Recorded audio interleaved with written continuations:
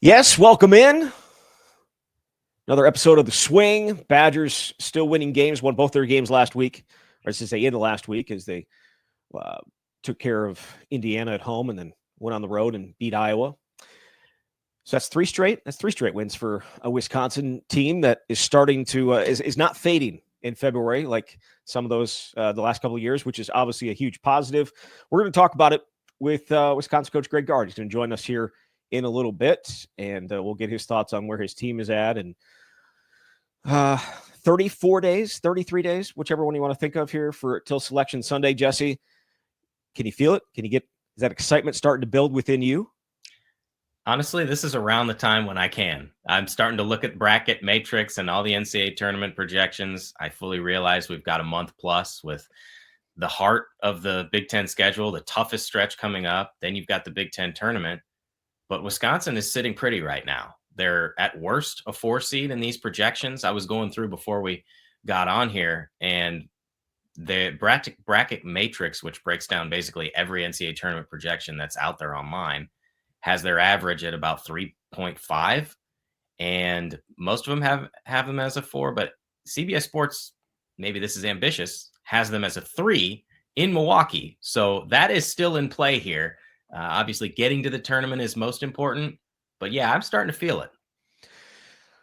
Yes, I can't wait for it. It's going to be a very long month because you're just searching. It's February in Wisconsin, so it's going to be a really long month anyways. And then March happens, and March comes and goes so quick. It's like your season is going, and then snap, it's done. At whatever point in the month of March it usually is. Some teams get to play into April. It's been a while for Wisconsin since they've gotten to play into deep March, but I'm really, really excited. I saw that CBS Sports one, and I'd like to know I'd like to know Greg Gard's thoughts, and I'll probably ask him about it. But it's a little dicey because if you ask about Milwaukee way too soon, you get reprimanded. And I'm joking. I'm half joking. One of our colleagues back in the day asked, I believe it was 2014 when the tournament was in Milwaukee. 2014. One of our colleagues asked Bo about it, and Milwaukee, and he went off. Like it was funny. It was funny. I don't think colleague found it overly funny, but he took it in stride. And so got to be a little more careful, though. I don't think Greg Gard is necessarily Bo and when it comes to press conferences and that type of stuff. But I wonder for you, would it be a good thing, a bad thing, or a whatever type of thing if they end up in Milwaukee? I don't think it's a bad thing. Certainly, we've discussed before, well, maybe there comes an extra layer of pressure there because you are as close to home as you could possibly be for one of these situations, 90 miles. But I feel as though once the game tips off, that really shouldn't matter. What you do get is an infusion of energy from what would presumably be a pro Badgers crowd. Again, I don't know that that is where Wisconsin is going to end up, because what we're also seeing is other Big Ten teams have a very high likelihood of being there too, because it is the closest venue for them. And specifically, I'm thinking of Purdue and Michigan State. And Purdue is having a very good season. Now, the Midwest region in the second weekend is in Indianapolis. So those are some teams that Wisconsin is going to have to contend with. But I don't think it's a terrible thing, even though the last time we saw this happen, the Johnny Davis team that faltered against Iowa State, ultimately, you've got to just get in there. And does it really matter once tip-off happens, whether you're in Providence or Milwaukee? In my mind, I don't think it's that big of a deal, but you can get a little bit of a lift from what we've seen in previous years. Yeah, you absolutely can. I think it's a significant lift.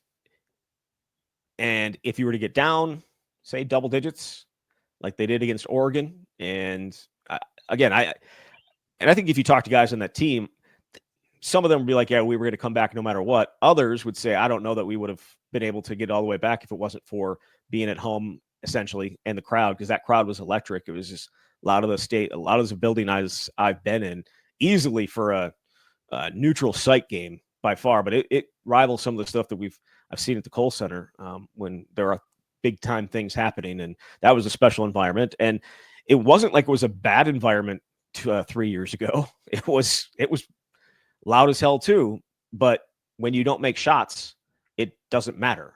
and that was what Wisconsin did. And obviously they didn't have Chucky for this. They lost him late in the first half, and Johnny Davis was dinged up. So it's a different situation. But you go back to 2004 when Devin Harris's last game, they got underseeded. They should have been much higher than a 6, but they got put in Milwaukee, and they had to play Pitt in the second round, and Pitt was really, really good, and didn't matter about the crowd because the team that they played was better. So I think if you were to ask, and again, we'll ask him, if you were to ask him, would you rather be underseeded or in Milwaukee? I think would you rather be seated fairly and correctly or in Milwaukee? He's going to take fairly and correctly, right? You don't want to be playing, even if it's at home, you don't want to be playing a team that is that good. And that was unfair to both Pitt and Wisconsin.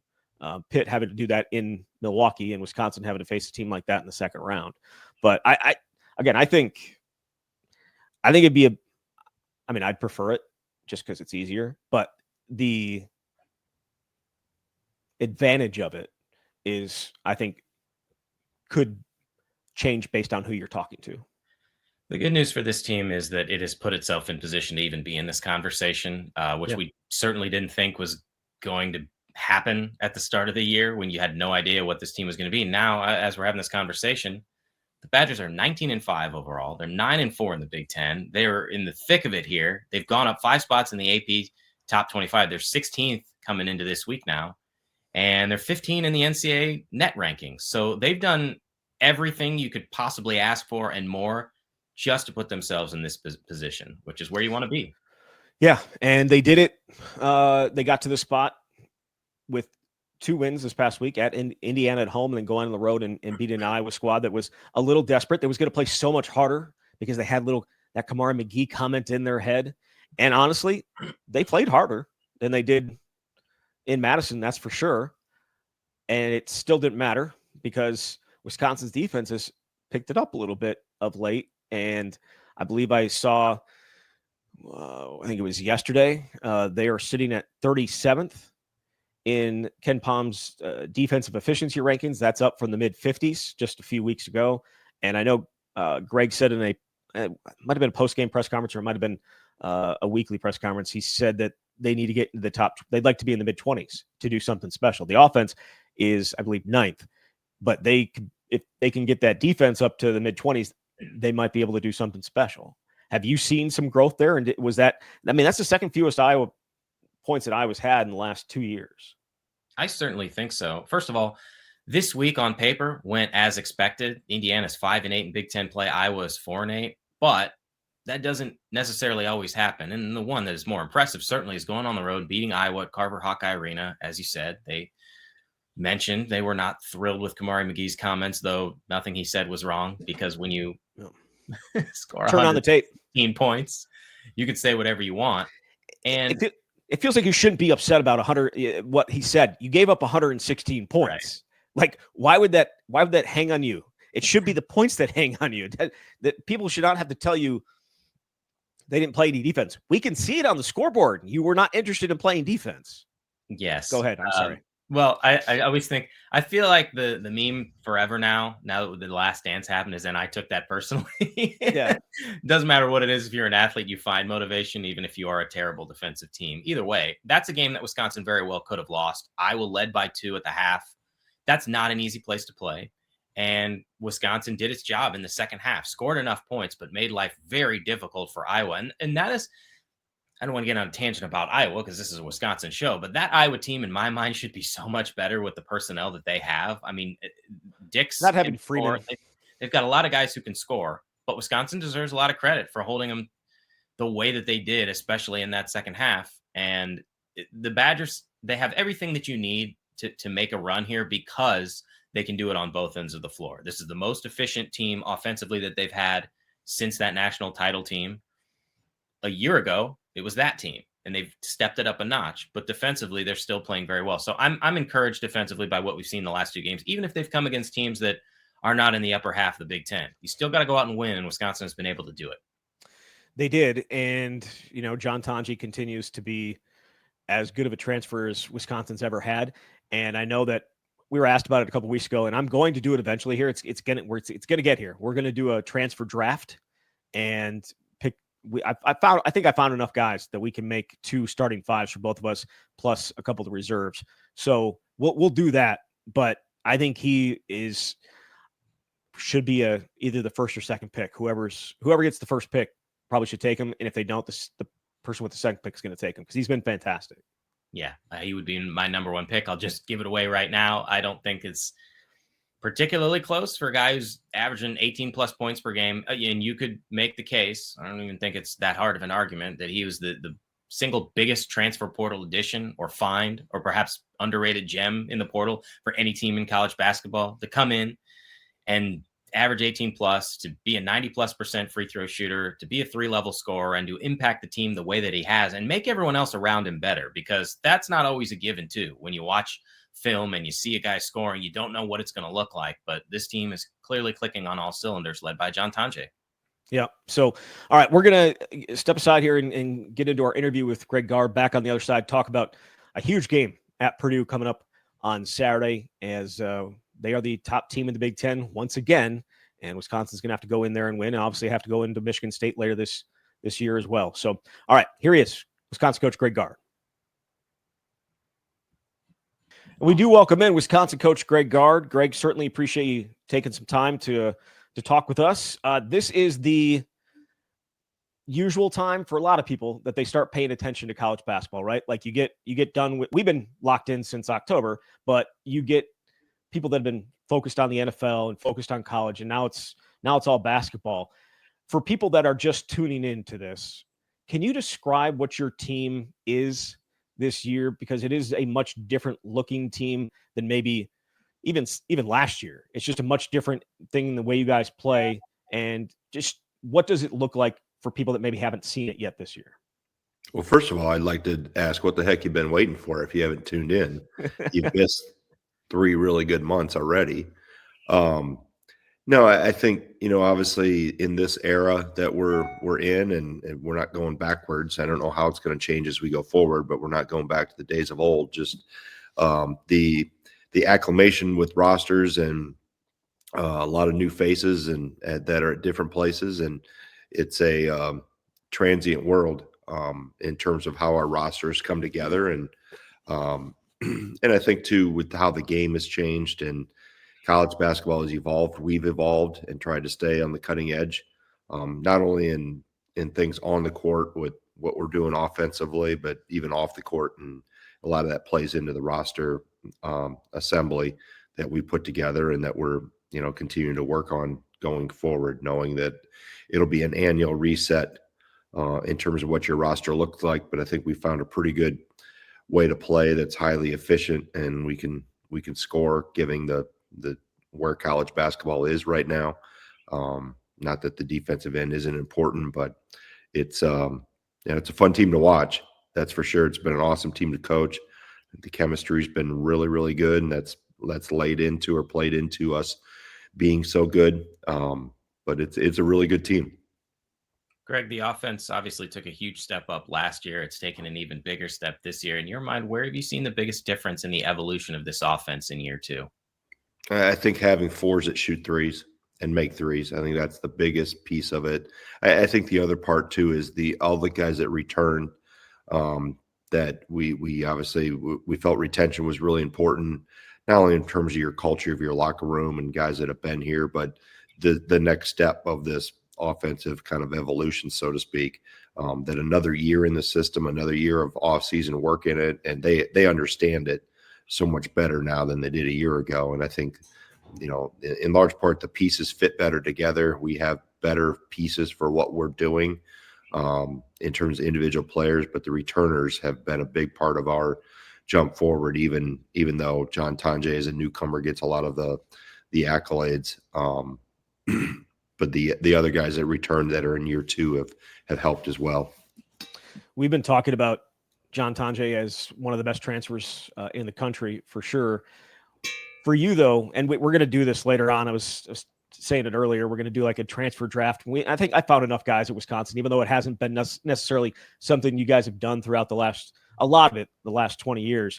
But is he the most impactful transfer that you've had since you've been here, whether it's as an assistant or, as a head coach? Well, he fits. He fits where we are. I think that's the biggest thing, and some probably gets lost in it, that in terms of how we're playing and what we needed, he's fit on and off the court, and I can't speak enough about him off the court either, because I think that's equally important, and it plays into his effectiveness on the court in terms of how he is as a teammate, how he is in the locker room. But I think the fit of him as a wing that can really shoot it, that has improved in putting the ball on the floor, his experience, where he's been around the block, he's seen a lot. But I think the biggest thing, he just fits exactly with how we play, and that's a credit to our staff with finding the right pieces and not getting caught up in all the glitz and glamour and stars and where some other transfer played. It was about finding the right fits, and when you find the right fit, this is an example of how an individual can really excel, but it really poured into what we wanted to do as a team. This team has the best adjusted offensive efficiency rating since the national title team a decade ago, and obviously John plays a big role in that. But I'm wondering for you, what did you do to put the team in position to not only play at a little faster tempo, but also to be more efficient? Well, I think you look at the analytics that we've really emphasized, and we've always had them kind of in our back pocket, but I don't think we've ever really rolled them out in terms of completely installing them and coaching to them and structuring a system to them, and also talking to the team and showing the team exactly how analytics play into this. So you look at trying to avoid non-rim twos as much as possible, and making sure we're getting rim twos and threes and free throws and showing them. And I think it's one thing to tell them, but to really teach them and show them, I think, has been a big part of them understanding and grasping this, because they'll talk about it openly now in timeouts and stuff when we're taking too many non-rim twos. They know, they've seen the impact of it. So that's a big piece of the efficiency. I think it plays into the system too, with a lot of ball screens and pick and rolls and those things. And then obviously not, I wouldn't say overemphasizing the three, but understanding how impactful threes are, and not being shy about, hey, if you don't hit the first few, you can't stop taking them. If they're good shots, keep taking them. And like I said, and then the transition plays into that. We've always emphasized transition. I think we've understood the efficiency piece of it, of how, and that's where the analytics have helped us really get a great grasp on how good we are in transition. Our points per possession in transition are through the roof. I mean, it's at 1.6 to 1.7. So even though we may not be known as a run it up and down, we score. And the 15 team did that too. They were really efficient. I'm not making any comparisons, because I don't think we don't have 2 lottery picks on this team. And that team was once in a generation, maybe, with how it came together and the pieces. But I think the efficiency part of it, albeit a little bit different, there are some similarities in terms of players understanding exactly what our strengths are and how to really run towards them as much as we can. Talking about the offensive efficiency, the defensive efficiency has also been something that you've talked about. I know a couple weeks ago you said you guys wanted to be in the top 25 or right around 25. Looking at T-Rank, looking at KenPom, you're at, I believe, 37 or 38 in those. You're on your way up, obviously, because you were in the mid-50s just a couple of weeks ago. What have you seen defensively that's allowed you to make that happen? I think just like a team grows offensively as the year goes on and the chemistry gets better, I think the same thing happens defensively. I think we've gotten better in ball screens. I think, and that's not only just the guy on the ball. I think our bigs have gotten better at specifically hedging ball screens and keeping the ball out of the paint as much as possible. And they've done a really good job of when we are extended in a ball screen, of loading the floor behind it, so there's not alleys for rim runners and rollers to get open. we've done a pretty good job on 3-point shooters. I think they much like the offensive component, they've understood what our strengths and weaknesses are, and they've done a good job of adhering to them. And, guys have gotten better. I think John Tonje was, quite frankly, a weak link early in the year defensively, just not because he didn't want to be a good defensive player. Just hadn't been in our system, didn't understand the rules and the hows and the whys. And you can understand them, but then they have to become more instinctual, and his instincts have gotten better, I think, over the last month or so. And then obviously you've got, depth. I think Gilmore covers up so much for us. When there's a mistake, he's there to plug it and clean it up and cover it up and call a switch if it's needed. So, it's a joint effort from everybody, having each other's back and really understanding, how important that end of the floor is. As much as the offense gets, all the accolades and everybody's excited about that, they understand that if you want to be at the highest level, you've got to be able to do it pretty well on both ends. What's been the most enjoyable aspect of coaching this particular team this season?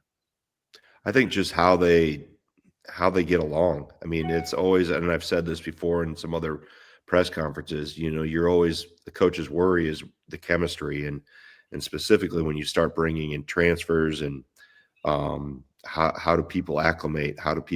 Is there jealousy? Is there individualism that sets in? Is there egos that can't be checked at the door? Do you have a get mine mentality? And this group has had none of that. This group has been, this has been so fun to be around. And because they're so humble, they're hungry, they're coachable, they're competitive as heck, but they love to have fun with each other. They enjoy being around each other, and they all have their own little quirks and stuff. But I think just their willingness to give themselves to the team and not let anything interfere with them being able to do all they can do to help this team win. And that's been fun to be around. It's coaches tell me it's not commonplace in today's world. But it's always been commonplace here. This one, like I said, I've never seen really bad chemistry. I've just seen some that's better than others. And this one, specifically given the era we're in, when we don't have guys here for 3, 4, 5 years, and you're kind of putting together pieces 1 year at a time, quite frankly, and how they've all bonded together. So that's I'm happy for them, because they've done an awesome job of making it about the team. Speaking of guys that in this era not sticking around, you do have a couple of them, right? I'd say you have a couple of them. You have a lot of them when you talk about Stephen Crowell in there as well. But the two I'm most referencing are guys that had to work their way up, and that was Carter Gilmore and Kamari McGee. We've had them on the last couple of weeks, and their personalities are obviously very engaging, and they were great when we had a chance to talk to them. How good does it make you feel to see them succeeding the way that they are, considering where they came from and the fight, I guess, to get into this spot for them in their final years?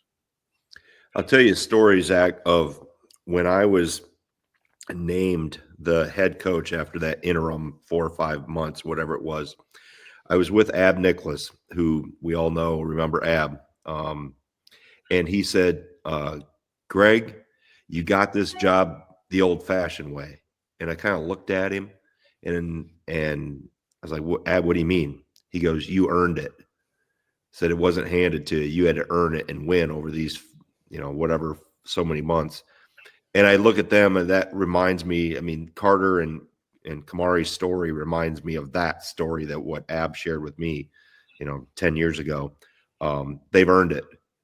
They've come the long, hard way, and they've had to endure some trials, and they've been doubted along the way publicly. And I'm just happy for them, because they've been so persistent, so committed to us and to this program when there was very frustrating times. Kamari, I had a hard time putting him on the floor when he first came, because he wasn't good enough. He turned the ball over a lot. He couldn't shoot.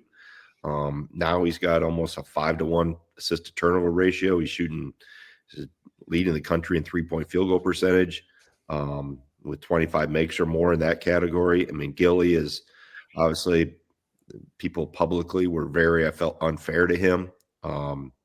And, for him and both those guys to persevere and fight through that and put all that stuff aside and keep working, keep getting better. That's honestly, that's why you coach, to have those type of stories and watch those type of journeys take place.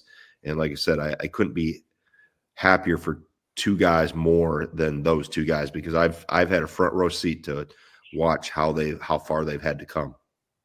Those two guys are a big reason why this team is in this position, obviously, and having depth matters a lot for you. Why do you think this team could be in a better position to perhaps make a run in the NCAA tournament? I know we're not there yet, but the last two teams were top 10 teams in January. And there were various reasons maybe why it didn't work out the way you wanted. But what makes you feel real confident in this group and what its potential could be here in the next, 6 weeks plus? Well, knock on wood, we stay healthy. I mean, if you look at our slides, the last two times it's happened, we've had guys hurt, and sometimes multiple guys hurt. So I think that's a key for anybody. Any team in the country is going to tell you an important part of their rise is going to be health. And I think the other thing with this group is, you mentioned the depth and the versatility. We can play. I got 9 guys I really, really trust on the floor. And we can score. And I think if you look at, if you break down, Final Four potential teams, and you look at, you sort them out by offense on KenPom, that top 10 or 12 are the teams that people are talking about, and we're in that mix. And then, not that defense isn't important, but if you sort it by defense, those same 10 aren't in that category. So I think our ability to score, and you have to defend. I'm not going to discredit that, but you even look at the 14 and 15 team. I wouldn't say the 15 team was known as a defensive juggernaut. We've had better defensive teams because they had to be better because they couldn't score like the 15 team could score. And again, I don't want to draw comparisons and say we're going to be like the 15 team, but I just look at where college basketball is. And if you want to be in that upper echelon of having a chance, and there's a lot of things that have to go right for you to make a run like that, and some luck is involved, and like I said, health and matchups and all those things. But I think having the versatility and the ability and the system to be able to score, because you're going to see a variety of opponents, right? You may see a mid-major that has a bunch of small, mobile forwards that is a bad matchup for a lot of big guys, but we can readjust, and we can, because we played smaller at times. And then you're going to maybe see big teams and teams that have funky defenses they throw at you. So I think just having a lot of weapons in your toolbox, so to speak, and a lot of ways that you can win games. And we've done it the last, Saturday. We weren't really on fire offensively, but we won with our defense. So the really good teams find different ways to win when, you're not going to make 21 threes every game like we did the first game against Iowa. When you do, great, yeah, but it's it won't happen. It's the exception, not the rule. So not panicking when they aren't going in and being able to find other ways. And then, like I said, just the versatility and depth of this group and ability to score from a multitude of players. We're not one or two players dependent on us, carrying the load. So that makes it fun because and exciting, because you don't know exactly who it's going to come from on what night. So obviously Jesse talked about the NCAA tournament. There's still 7 games to go, right? And plus the Big Ten tournament, whatever happens there, even though we know maybe the seeding isn't always affected by that. If you, for the, I guess, 4th time since, maybe it's been more than that, but do you have an opportunity to potentially be in Milwaukee? Does that matter to you, or would you be okay just going wherever? It's a good question, Zach, because I get asked about that a lot in location. I've seen it help us and I've seen it hurt us, and I've been on both sides of it. I felt in 2004, I think we got a sign there. Is that right? Yeah. I felt it hurt us, and the reason why, I felt there was too many distractions for our players, and I think it was 04, if I remember right. Yeah. Right? Yeah. Yeah. Um, Well, you guys got underseeded that year, right? yeah, and then we lost to Pitt, right? Yeah. Yeah. Yeah, I felt there was too many distractions, too many. We had a lot of players from the area, which I felt, them coming back, there was too many hanger-ons, and then obviously, quite frankly, in 2014, if we're not in Milwaukee, we don't beat Oregon. Yeah. We don't come back from 12 down in the second half and have that thrust of 18,000 in there was undoubtedly. I've had people tell me that was the loudest they've ever heard the Bradley Center at that time. So like I said, I've seen both sides of it. I think we were there in 22 as well. Chucky goes down. That I like I said, health. I bring up that before. That was a killer when he went down, and not that we would have guaranteed we would have beat Iowa State, but our odds would have been a heck of a lot better if you have your starting point guard for the whole second half. This stretch coming up, maybe the toughest of the Big Ten. I don't know. There's a lot of tough stretches, but with Purdue, you've got Illinois, you've got Michigan State. What's your approach to this part of the season? Having this week off, knowing what's coming up, and the kind of position you want to put yourselves in for the postseason. Yeah, I think regardless of opponent coming, Jesse, we were going to use this week to kind of freshen up, rest up, get healthy. We're not excessively hurt, but we're a little banged up. It's just the wear and tear, and I think it comes at the right time. Comes at a we need some. I heard Kelvin Sampson say the other day, number one thing each team needs is rest. Just because regardless of who you're playing, it's a grind and you're going through it. And I know that's cliche and coaches talk about it all the time, but it's true. Just we've had a pretty extensive travel from coast to coast and played some really good teams. So for us, regardless of who we were playing on Saturday, we'd approach this week the same. And quite frankly, going through the rest, it's the same approach we've always had. It's one game at a time.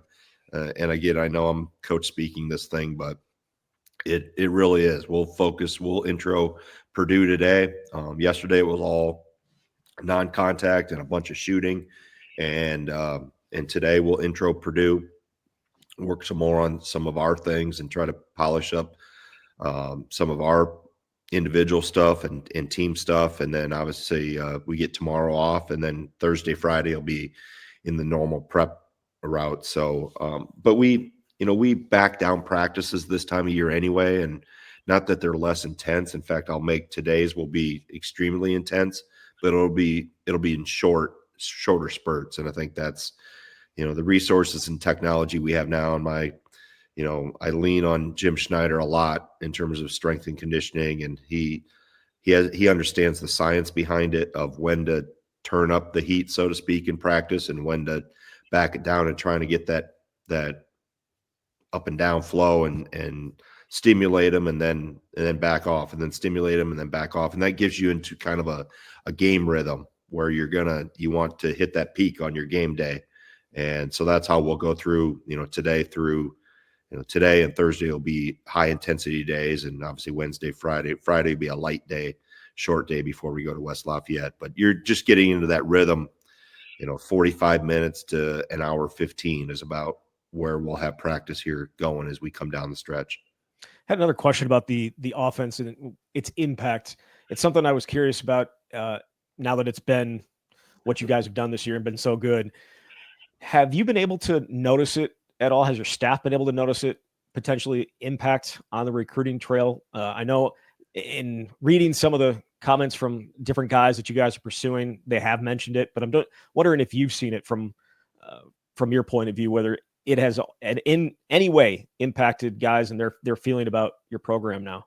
Oh yeah, I think there's no doubt. I mean, it's gotten attention not only in our footprint, the Midwest, but heck, internationally. I mean, they probably notice it because they study the game so much and really watch systems. And obviously this has a lot of European flavor to it in terms of what we're doing with the ball screen stuff. So they recognize it. And a lot of those kids play in that system and are trained in the system. So I would say by and large, absolutely. Obviously the numbers jump off the page, but the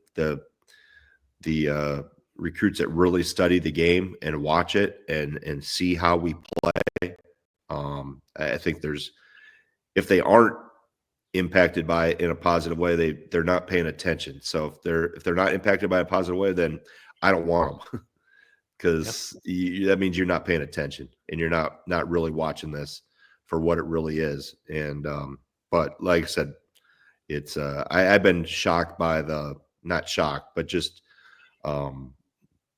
impressed by the international respect and recognition. Like they'll talk, and like I said, this is not just players, this is coaches, agents, those things that are at a high level within the Euro League too, that are recognizing what we're doing and how good it is and how well it fits, in terms of certain players. And the other thing is all these guys want to be pros at some way, some way, shape, or form. Well, what's the pro game? It's pick and roll and threes, right? I mean, you watch any of the NBA, that's what it is.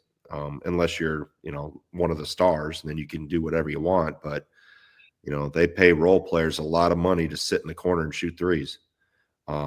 So that's transcending in terms of that's a piece of it. That's not the only thing we sell, but it is applicable to whether you want to play in Europe and they pay a lot of money over there too, or get a crack to play here in the NBA. I think it definitely helps prepare. And the player development, I mean, bringing Steamsma back, I think that only gives it amazing street cred, but the results already in just a short amount of time. And that's all.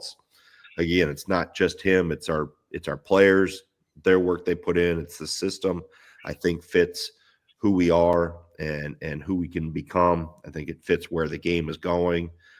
I think there's just a lot of pieces to this that fit in the right places, and that's what's made it, so fun to watch come together, because you can see all the positives kind of morphing together to make it a really good team.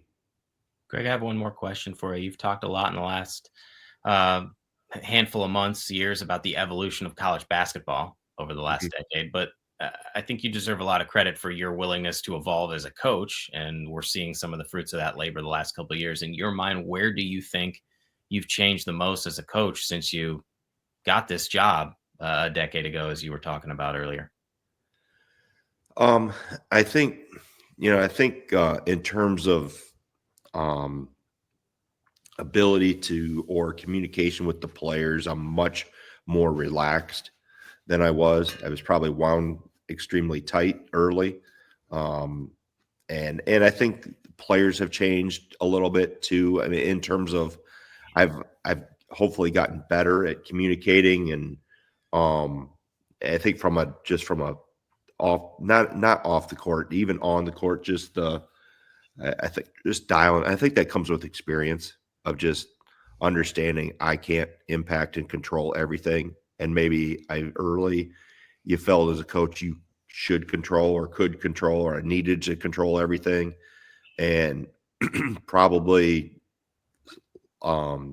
drifting into the category, not completely just let them play, but let them play. And I think that's probably the biggest thing, is just I've chilled out a little bit. And I think schematically, I think obviously I've asked questions and listened to, obviously my staff, and we've studied. My staff does an awesome job of watching other programs, taking some things that we feel are really good, avoiding some things we think don't fit. Obviously Kirk coming and helped. It helped build the bridge to where I felt we needed to go. I didn't know where the bridge was going to land, but I felt we needed to, some evolution and change was needed.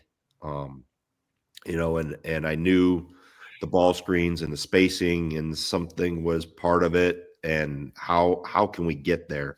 And then quite frankly, I was a little more resistant to analytics. I'd listen, but really implying them and applying them. And I think we've all taken a deeper dive and really, I think, pay serious attention to it. And it's common sense. It's not, this isn't brain surgery here, but I think giving more credence to that, like I said, it's just, you hire really good people and you let them go to work.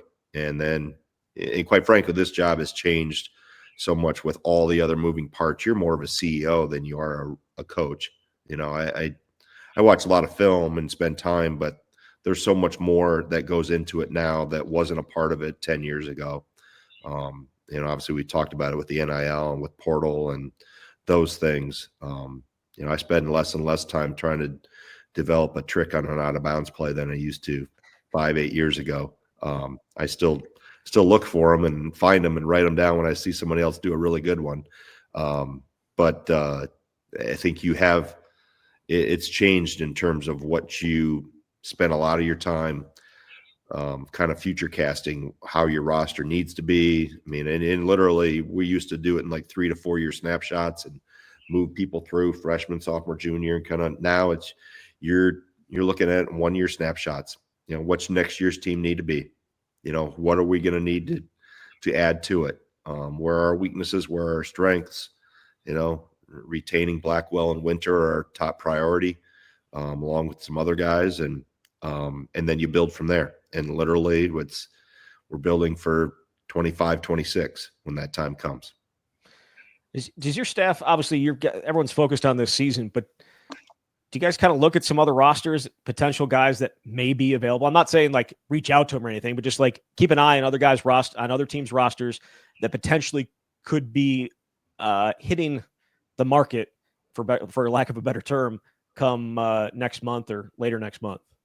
Our list, Zach, grows by the day, and it started growing last summer. So okay. Yes, the short answer, yes. We have a long, long list of potentials. And quite frankly, it's already going, it's already bubbling. I mean, we've had agents and people reach out to us starting in January. I mean, I think and I'm not naive enough to think that we're immune to it. I mean, it's just where we are in today's climate that, everybody's in a 1 year window. And,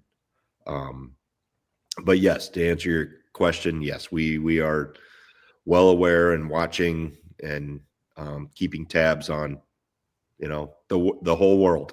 I would say we're trying to turn over every rock and look everywhere now with the whole new junior college rule changing, who's at a junior college that will have extra years of eligibility, obviously the international stuff you've heard us talk about. You've seen good Division II players come up and play. I mean, it's like I said, there's no I just won't raid my brother's team at Platteville. That's one that's off limits. Okay. When you mentioned retaining John Blackwell, Nolan Winter, are those talks going on right now too, or like with their people? Yes. Okay, all right, okay. What's up? Have been for quite a while. Okay, all right. My last question is about Kirk, because you have some very talented guys on your staff. Right. Joe has been in the running for head coaching jobs. I'm sure Sharif and Lance will be. Maybe Reef already has been. But when you talk about Kirk, what do you think his future is? Is it behind the scenes, like kind of what he is now, or do you envision him trying to take to the next level and be a head coach someday? That's a good question. I would say behind the scenes. I think he enjoys that. I think obviously with his family, he's got really young kids. So I think this position here, I know he spent a year and a half with Tony in Virginia before COVID hit. And, as we talked, a year and a half ago, I guess it was, when he finally got out of New Zealand and came to the Dells, this was the only place he was going to come. I mean, if this one wasn't going to work here, he wasn't going to coach and wasn't going to do this. He was going to continue to, run his diaper company in New Zealand that he started during COVID or took over during COVID. So I think the fit for him is really important. The place is really important. And I think the role is perfect for him, given where he's at in his career and his life, and like I said, with 4 little kids and, it's just a really good fit. And I think he sees the downside of going full blast into this in terms of what other things would be added to your plate. If take shift positions. Not that he'd be really good at it, but I think that's the one thing that all these guys have learned. And, it took me a while to learn it too. You always want to race it to the top, right? But I think this climate has shown these guys that if you're in a really good spot, don't screw it up.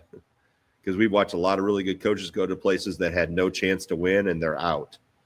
So it's just so hard because of, you go to a mid-major and how do you survive, right? I mean, you have a good player and they're going to be poached on you. I mean, it's such a dog-eat-dog, and it's hard to build a program. I mean, you're in roster management. We're in roster management mode. We're not in program building just because of where we're at in this era. I don't know if it'll change until we get more legislation down the road where you can really get some stability from year to year. But right now, I think you operate in a 1-year window and you put together the very best team you can, given the resources and position you're in. We've seen a lot of, I lied, one more question. We've seen the football side of things, like add general managers, like bring people back from the pros to run stuff. Is that happening in college basketball? Is it something that you would look into, or somebody that would, so that you could, maybe focus a little bit more on what maybe you want to focus on as opposed to the other stuff? Yeah, I mean, it's happened. Other places have done it, and we've kind of done it too. I've shifted Mark Vanderwarding's responsibilities from director of basketball operations to chief of staff, which basically he's our general manager. Okay. I think we're in a different world than the NBA and the NFL, that we don't have a full-time front office committed to scouting and all those things. We're kind of doing that all. It's one-stop shop. Kind of with us in terms of our evaluations. And, we're not coming into the draft or free agency and bringing our scouting team in and sitting down and trying to convince the front office who to draft or who to sign in free agency. So you have to wear all those hats. And I, quite frankly, I want to wear all those hats because I want to be able to control, or at least have a say on thumbs up or thumbs down on who's coming in and who's going out of our program. And like I said, I give a lot of responsibility and voice to my staff. But I think having a pulse on it, you start shopping some things away, and then you start losing control and you start maybe not paying attention to the details. So I want to make sure, I had a conversation with Tom Izzo. This specific conversation was 7-8 years ago, probably. And I asked him, hey, you've been doing this forever. What's your key? Like, how do you keep, you're on the road, you're doing everything. He goes, I always have the mindset that I'm still an assistant. And when you're still an assistant, you're overturning every rock. You're asking every question. There's no detail that you don't know about that the head coach couldn't ask you and you have an answer for him. So I've kept that in mind. Like, don't just, and fight the urge to relax, and I talked about relaxing before. I am talking about the details of the job. I watch a shit ton of film. I did as an assistant. I still do that. I watch every practice. I'll break it down every single, regardless of when it is, even in the summer. I'll watch every one. And I think those things have helped me when I was an assistant. I try to send handwritten note cards to every time I'm on the road, to the coaches, to the players, whoever. I did that as an assistant. I used to stack them at the beginning of the year and write good luck notes to every coach I knew in Minnesota, every coach I knew in Wisconsin. And I've tried to keep, I can't do that at the volume that I used to, but any time I'm out on the road and I'm in somebody's gym or whatever, just keeping those relationships and not taking that stuff for granted. So like I said, I was in that mindset, but to hear Tom say it too, I think reaffirmed, what was important to me and what has helped me get to this point and sustain it and continue to elevate. All right. Hey, Greg, thanks so much for your time. It has, as you said, it's a fun team to watch. I think me and Jesse would agree with that. It's been a lot fun to see the evolution of that offense, and certainly looking forward to how the next 6 weeks plays out. But I do really, really appreciate your time. Hey, thanks for having me on, guys.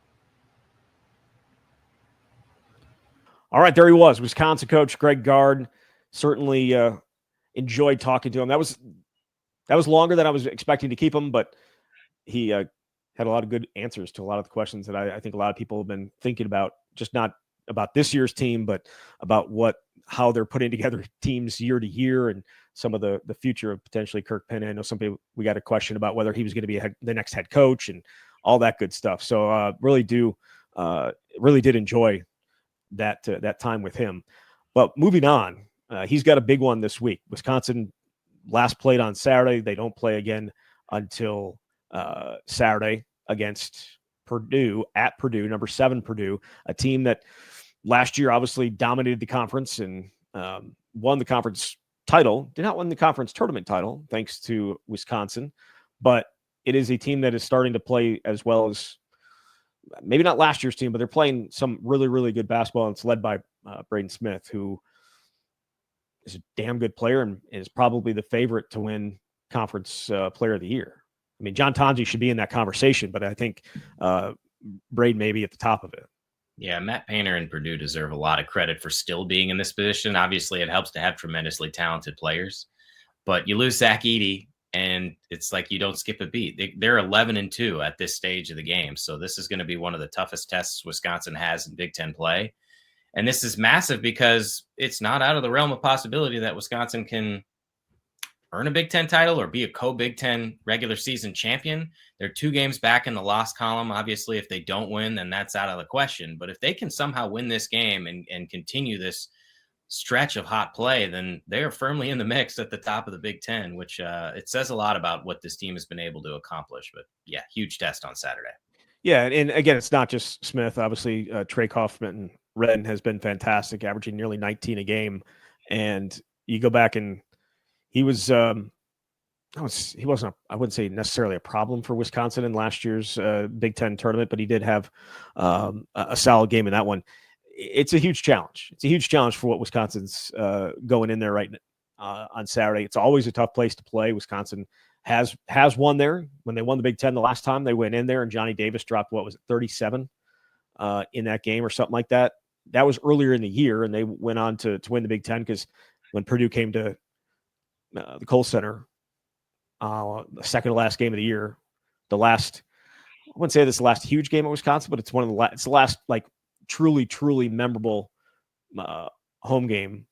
I mean, maybe throw Arizona in there, but that's so early in the season, and it's not a Big Ten opponent. It wasn't for a Big Ten title, but this is the only chance Wisconsin gets at Purdue, at least in the regular season. They only get Michigan State once as well, and so they have to take advantage of it. And if they are able to win on Saturday, I think it totally opens up the gate for them to potentially win the Big Ten, or at least get a share of it, because they do obviously have those 2 tough road games, but they get a lot of games at home as well down these last few.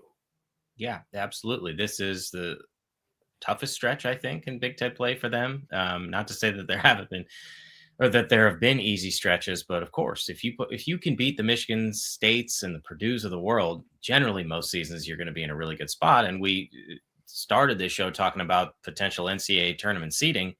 To me, this is really where you can separate yourself. And if you want to be a 3 seed, if you want to get to Milwaukee, these are the kinds of wins that will help you get there.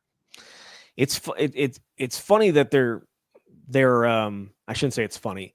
Their resume is pretty good, right? Like you look at the net rankings, it's pretty good. They don't have any bad losses. But then you look at the Big Ten standings and you look at their 9 wins, and all of them are against teams that are under 500. They have not beaten a team above 500. And if you look at the standings about the teams that they're going to play here down the stretch, Purdue, Michigan State, Illinois, like they have 3 games against teams that are above 500 in conference play, and they haven't won one of those yet. If they're able to do that on Saturday, I think it enhances that resume significantly, and you could potentially be looking at something where they are in Milwaukee. But again, it's a long way away. Still 33 days away from Selection Sunday, though I think I'd be okay with just going right there right now. Actually, no, I'd like to go to the Big Ten tournament. I think that's probably where I'd like to start. That's always a fun time. It's back down in Indianapolis, and you just never know. It can be fun. Those tournaments can be fun, and I think this one will be, because I don't know that they're like Purdue obviously is 11-2, but I don't know that there's a dominant team like there was the last couple of years. Yep. And this is the time of year where all eyes turn to college basketball. And if you happen to cover a team or be a fan of a team that is in the mix, it's even more enjoyable. And that's right where Wisconsin is. Yeah. Greg knew what I was talking about, right? With the whole people start paying attention after the Super Bowl. I mean, there's a lot of people, like maybe on a national level, it's college basketball starts to come more into the consciousness a little bit, because you have, a month until the NCAA tournament. But yeah, you did miss out if you did not watch the first 3 or 4 months of the season, because Wisconsin's played a lot of good basketball and a lot of fun basketball. And I don't know that we could always say that about Wisconsin in the time that we've covered them. Yeah. But the 81 plus points, the 84% from the line, like, you don't see this every year. It's just the highest scoring team they've had in 54 years. And it's certainly for them. They hope they can keep it going, but they have a chance to do something real special here. And I don't know that we've necessarily, I don't want to speak for you, but felt that every year at Wisconsin. It's a legitimate sense of opportunity this year. I mean, it's funny because the last 2 years, as you mentioned to Greg, they've been in the top 10 and then faded, right? I know you didn't use that word, but they have. So, but like in January of last year, were you thinking that they didn't have a potential to do something special? Certainly, but by the time we actually got to the postseason play, it was like, I know they made a run in the Big Ten tournament, got all the way to the tournament championship game a year ago, and it made you believe something was possible. But I go back and listen. I remember thinking when that draw happened and it was a 5-12 against James Madison, I remember thinking, that is a bad matchup and they are in trouble. And that may happen in the NCAA tournament this year, but because this is more prolonged, we're into February and this team is playing the way that it is, there's a level of optimism this late in the season that, I guess we had 3 years ago when Johnny Davis was an All-American. And that team is proof that you just never know what's going to happen no matter how good you are in the regular season. But Wisconsin being in the mix does make it more enjoyable. I do wonder if a team like James Madison, if they were to draw a team like that again, that gets up in you and can force turnovers. And because that has, if you want to talk about some of the, I don't want to call them issues, but if you want to talk about some of the concerns, the turnovers in the first half of games of late have been a significant concern. They haven't been in a bad spot because the teams they played in those games, Northwestern and Indiana, specifically in Iowa, like they weren't in trouble in those games. They do that on Saturday against Purdue. I feel like they're going to be in trouble. And I don't know that you're coming back from that. Of course, you don't want to give away possessions, especially against one of the top teams in the country. What I would say, generally speaking, about this team is even if there are a handful of more turnovers, and we're not talking about a team that's like giving it away 20 times a game, but generally, they're in a better position because they can play at a little faster tempo. And like we were talking about with Greg, this is the most efficient offensive team they've had in a decade. So you can overcome those mistakes in a way you couldn't when you had to grind out a 50-48 win. But of course, turnovers are killer no matter what sport you're in. Yeah. They win on Saturday? I will say no, but certainly wouldn't be shocked because of the way they've been playing. I'll say yes, because why not? No, I'm kidding. I think Purdue's playing good basketball right now. I think it's going to be a very tough environment to go in there, and because I think it's going to be a really, really tough game for Wisconsin to roll in there. We haven't seen a ton of top teams from the Big Ten that are both playing well at that time play against each other this year. It feels like, one team will get hot, and then you have like an Illinois who was playing really well, and now they've fallen off. Michigan State was undefeated for so long, then they go to the West Coast and lose a couple of games. Their game against Illinois was a really good one. I enjoyed that one, but I don't know that we've seen a ton of those so far this year, but I think we're going to see Wisconsin in a couple of those, or at least 3 of those, 4 of those maybe here in the last month of the season. So starting with Saturday at Purdue, we'll see how it goes. Jesse, thank you very much. Thanks, Zach. All right, there he is, Jesse Temple from The Athletic. You've been listening to The Swing.